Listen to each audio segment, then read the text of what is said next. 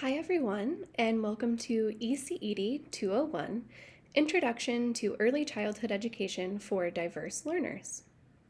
This is just an overview presentation so that you can get to know me and also get to know the course expectations for the semester.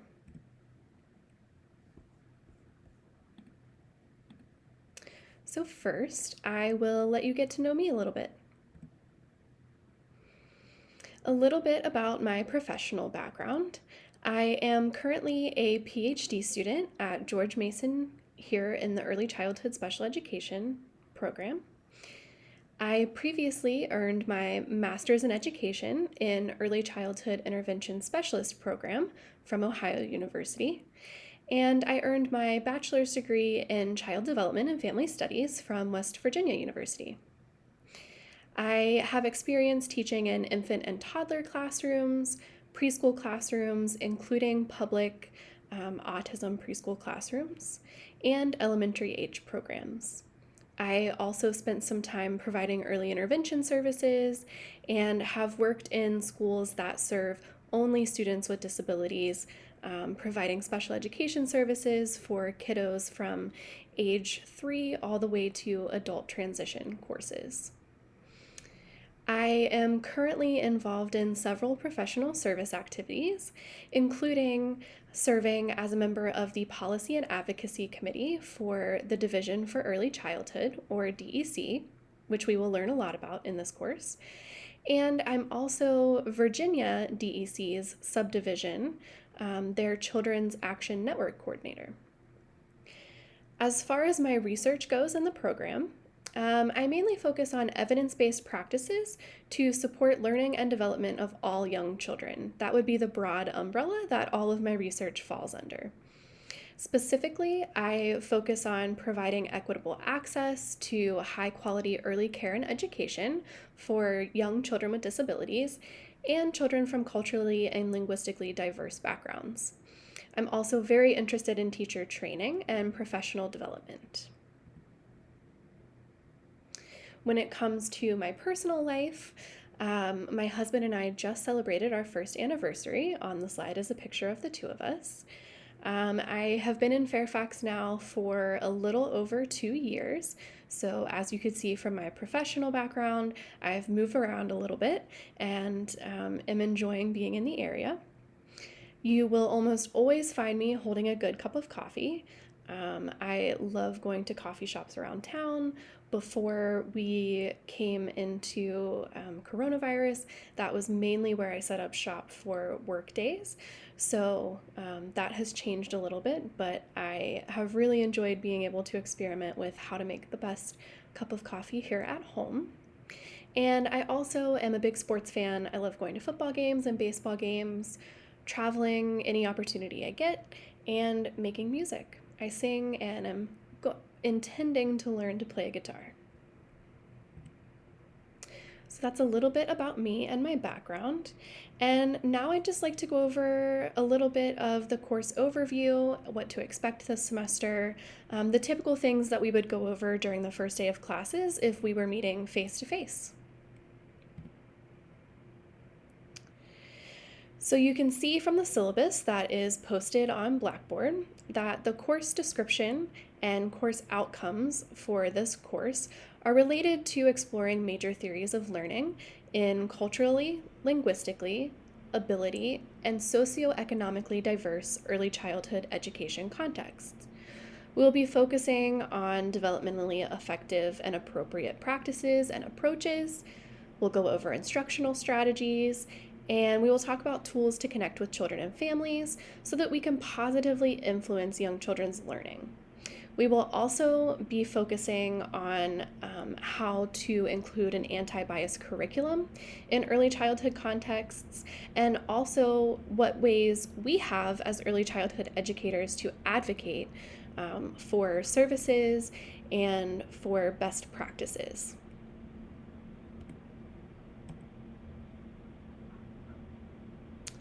The syllabus, again, is uploaded on Blackboard for you. The required texts for this course our Early Childhood Education Today, which is a larger textbook by Morrison. That will be the main textbook that we will be following this semester. And then there's also a supplemental textbook called Rethinking Early Childhood Education, and that is by Anne Palo. There will be some other readings posted on Blackboard, but those are the only 2 texts that are required for this course. I would also suggest purchasing the APA manual, the new 7th edition that's out. That's not required for this course, but all of your assignments will be expected to be in APA format. So you can look at APA format on the Purdue OWL website, and I will link that on Blackboard, or you can purchase the manual, which I would highly suggest if you are going to stay in this field and continue on with higher level courses here at Mason. The syllabus includes all course assignments, due dates, and how you will earn your points in this course.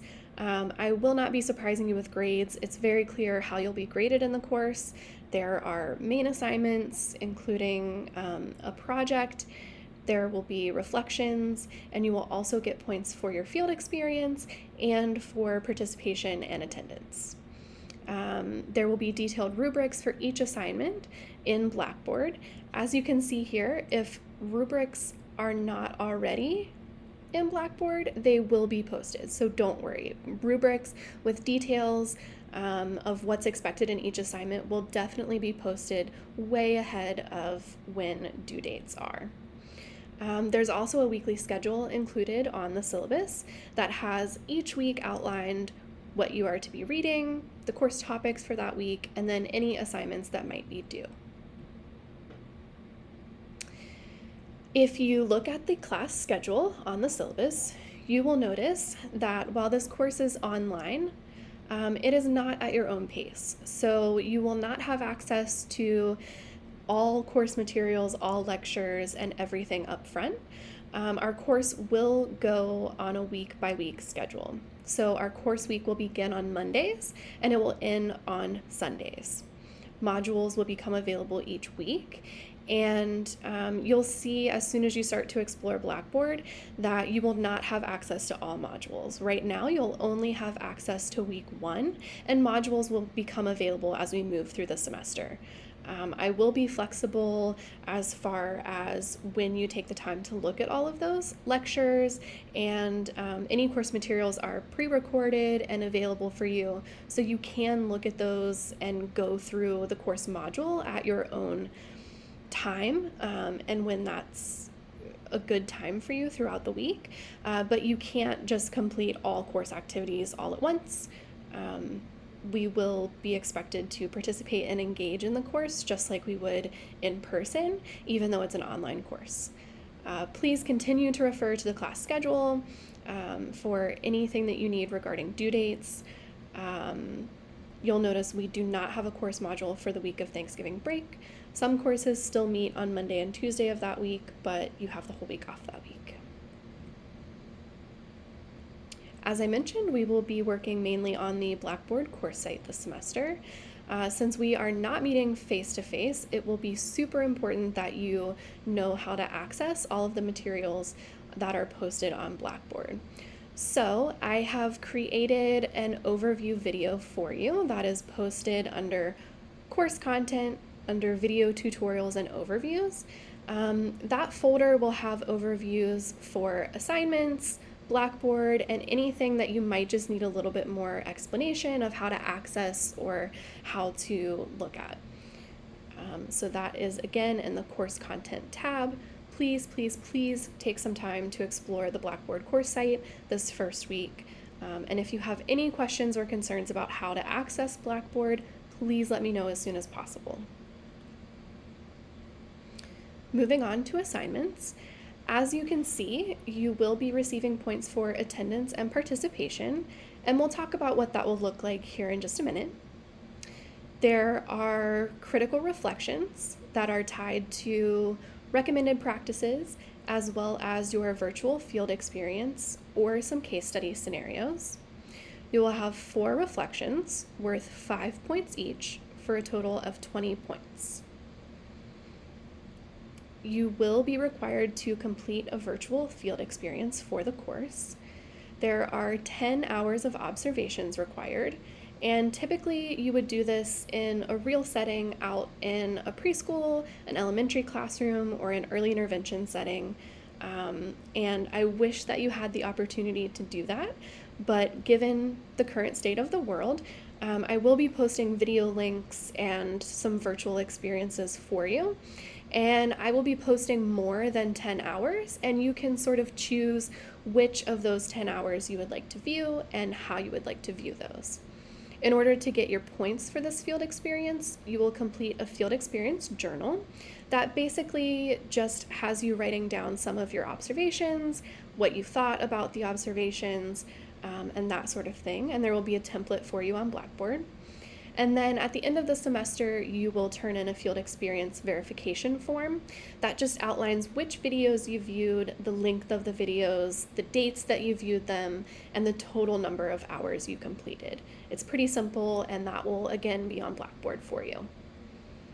And then lastly, you have an early childhood education exploration project.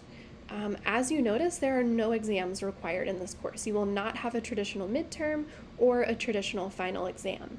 So instead, you'll be completing 3 different projects throughout the course of the semester that will just help you get to know more about the early childhood profession, what it means to be an early childhood educator or professional, and how to evaluate some anti-bias teaching and learning tools.